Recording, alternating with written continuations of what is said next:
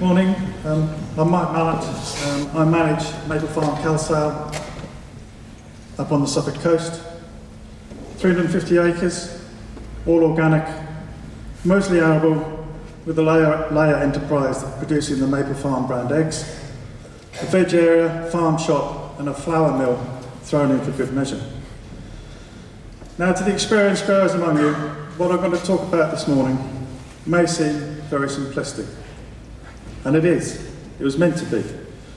The 4 principles of weed control in organic growing started life as an easy way to convey to members of the public, non-farming folk coming on our farm tours, how we control weeds in organic agriculture. It was an easy way for them to remember and an easy way for me to put across. So the 4 principles are: bury them, smother them. Covers everything from using a spade in the garden to a plough in the field. Anything that puts the weeds below the surface.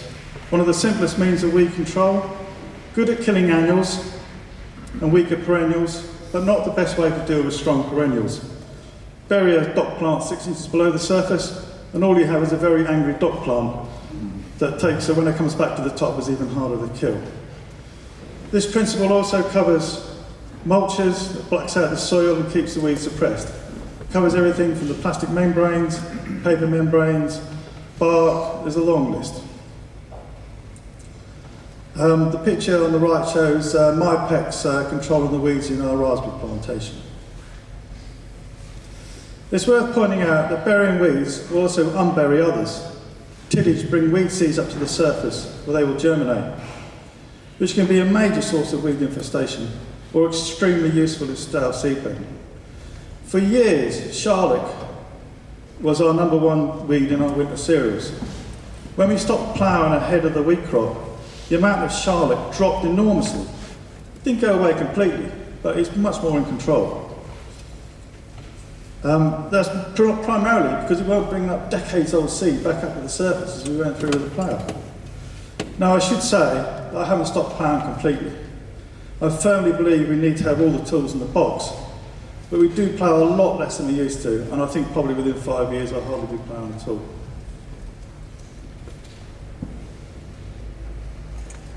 Principle 2, the sun. The sun is the best and most powerful weed killer we have in organics. Most of the mechanical weeding systems, spoken about by Nicola, etc., they pull the weeds out and lay on the top, or cut the roots or disturb the roots enough that the sun then dehydrates the weed, killing it before it recovers. We don't take our ironbark harrows out in the wet. It doesn't work. It's got to be dry. It's the sun that actually physically does the killing. So principle 2 applies to everything from hand weeding, Rogan, hand tools, ironbarks and other harrows, all the way through up to the kick-up machines that physically lays them on the top. Now, I'm going to include in principle 2, thermal mulching. Cover the ground in a black plastic mulch, sometimes with a clear mulch on top of this cooler. When the temperature underneath the mulch goes into the mid-40s Celsius, germinating weeds and seeds are destroyed. Take the cover off and transplant veg plants or sow seeds with minimal disturbance for a weed-free crop, sometimes weed-free for months. We use this technique a lot in our relatively small-scale market garden area that grows vegetables for the farm shop. The picture on the right shows broad beans for the shop. The real downside of this is that you can't use mechanical planters. They disturb the top too much, so it's down to hand planting plugs. This is the normal way we do it. But for small scale, it works really well. Principle 3, frost. Knocks out many annuals. If frost didn't take out most annuals, they'd actually be perennials.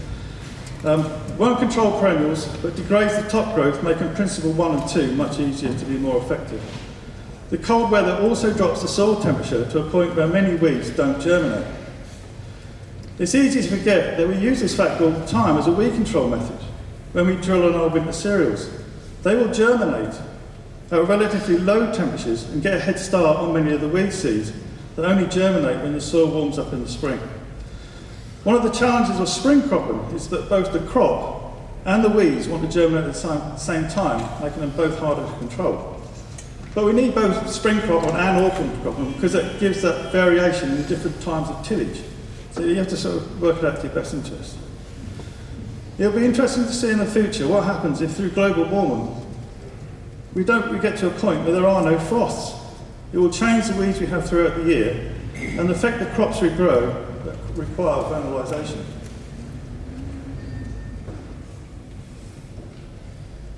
And principle 4, competition. This is becoming my favourite weed control technique and is the one with the most potential. Simply out-compete the weeds. It requires the minimum of man-hours, less tillage, less fuel, and a better carbon footprint. This can be as simple as upping the cropping, the seed rate, more plants per square metre, just to give more competition to the weeds. Or not planting in defined rows. Most drills sow a seed in a row that leaves bare earth between the rows. Mother Nature will fill that space of weed. That's a given. Competition is about not leaving that bare earth. One way perhaps is to drill in bands. I particularly like the chameleon drill by the fact that it drills in a band of seed. Not that I can afford a chameleon drill, but or establishing a plant of our choosing between the rows. Introducing competition for the weeds by sowing planter plants to the growing crop. Intercropping, bicropping, companion cropping. There are many crop combinations that can be used as long as the plants are complementary to each other. Usually one of them being a legume. Good example, field beans and sown with wheat, peas and barley, peas and triticale. I prefer winter beans sown with rye, separating the two with a cleaner post-harvest. For me, the rule on intercropping is to grow crops with very diverse seed sizes or shapes. It's then relatively easy to separate them post-harvest to prepare them for their final use.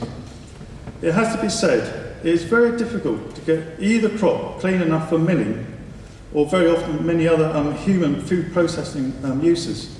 It's not impossible, but it is very difficult. In which case it might be better to sow a crop with a low-level companion such as clover and trefoil mix, much like the picture on the left. That gives a layer of plant that can be left behind in the field after the harvest of the principal crop. One weed I'm always happy to see is speedwell. Some years it grows abundantly, given a natural low-level companion that smothers the ground without affecting the crop. What I've yet to work out is how to manipulate the seedbed to ensure its return every year. I've long held the view that for every crop we grow, there is a companion crop that will suit. We just haven't found them all yet. We tend to work with a very small palette of suitable companions, usually other crop plants. Perhaps we just take a look at the wider world of immediate horticulture, where there are thousands of different plants, although often the biggest restriction there is the sheer cost of the seed. For as long as man has been farming, we have been fixated by growing monocrops. But that's not how plants work in the wild, where plants grow in collaboration with each other. We have little understanding of how root exudates allow plants to collaborate with each other. We need to learn how to manipulate those collaborations to the benefit of the catch crop. Of course, when you go down the intercropping route, it gets very difficult to carry out any principle two weeding.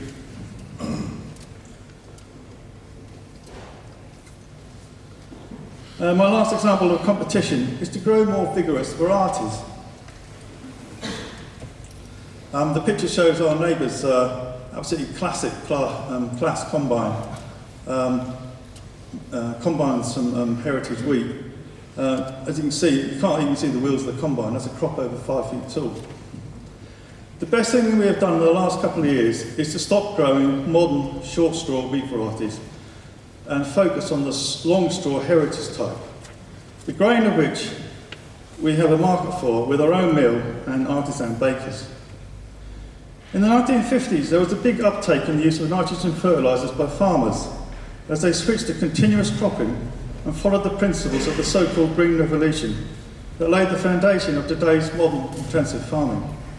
The problem faced at the time was that the long straw wheat varieties in use were prone to lodging when given even more than a mere whiff of nitrogen. By the mid-60s, plant breeders had introduced varieties with shorter, stiffer straw that tilled better and gave much higher yields. That format has continued through today. Now, as an organic grower, I don't use ammonium nitrate, I don't use herbicide, So in my view, it puts those short straw varieties on the back foot when it comes to outcompeting the weeds. They lack the natural vigour without the input of the synthetic fertilisers modern varieties are designed to work with. So a lot of effort and cost then has to go into keeping them weed-free, lots of principle to weeding to maintain the yield and advantage of the variety. Long straw weeds may not yield as well, but that is offset by the fact that their vigour means we do little, if any, weeding. We have very low input costs. Do they have allelopathic properties? I think they do. But their vigour means they also have deep root systems, extracting the moisture from well below the surface. They dry out the topsoil quickly and starve the top weeds of moisture and killing them off. The principal crops we grow, varieties of wheat, rye, spelt, winter-sown field beans, all have the potential to grow over 5 feet tall, crowding out weeds in the process. Control thug weeds by growing thug crops.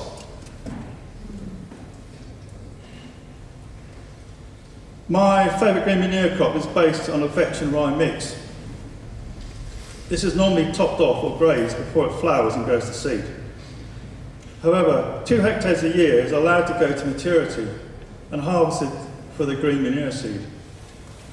This is what can be seen in this slide. It's 1.5 metres high, and the vetch has climbed and wound its way around the rye, a combine driver's nightmare. But there's very little weed in this crop. It's totally outcompeted. And when it's in flower, the insect numbers are a sight to behold. It's just a complete mass of bees. And that's really, you know, I'm not saying there's no weed in the bottom of it, but it's kind of in harmony, and having having that mass of insects and that life in the field is extraordinary. So there it is, the 4 principles. There is no one more important than the others. It's about using them all at the right time to keep things in balance. And it's not about being totally weed-free, but just giving the crop the upper hand as much as possible. Thank you.